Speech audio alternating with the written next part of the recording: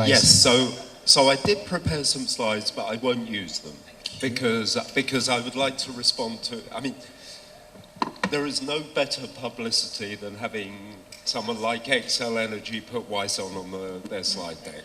So that's good enough for me.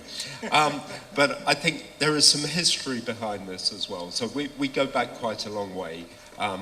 And to the point, also I was working as a contractor for a utility before I started doing the Wyson stuff. So I'm sitting on that side. I think Dan raises a number of interesting points.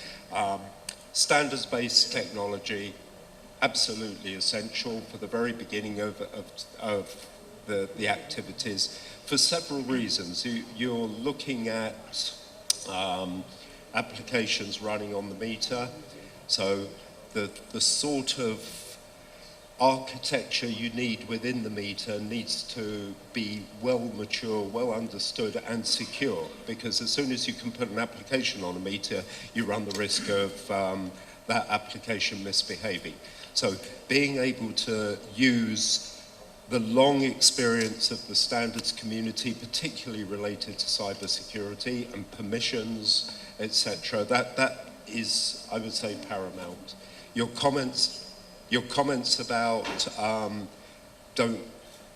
don't make proprietary technology on top of standards, that goes a bit further because I think that locks you into the vendor again.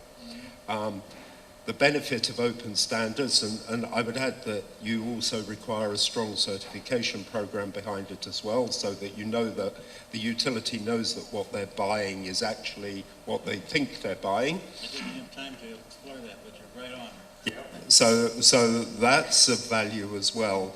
The vendor choice is really important, and this comes back to some points that were made earlier about the cost of the whole ecosystem.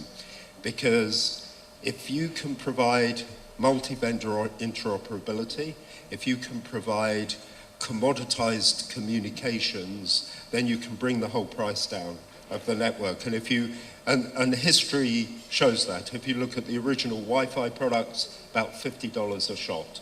Now you can put Wi-Fi into a cell phone for under a dollar, a few cents. And I think for smart meters, we should be looking at that same thing. And your supercomputer stressed that point as well, because communications technology can become complex, but you've got the processing power. If you have, and this goes beyond, if you have a global market as well, then the semiconductor vendors can bring the price down even more. So if you look at the total number of deployments of smart meter technology, I mean, currently we're talking about 250 million meters here. I think, you know, if you look worldwide, I think it's somewhere around a billion smart meters. If you can share technology across all of those, then low chip prices. Thank you, Phil. But there's another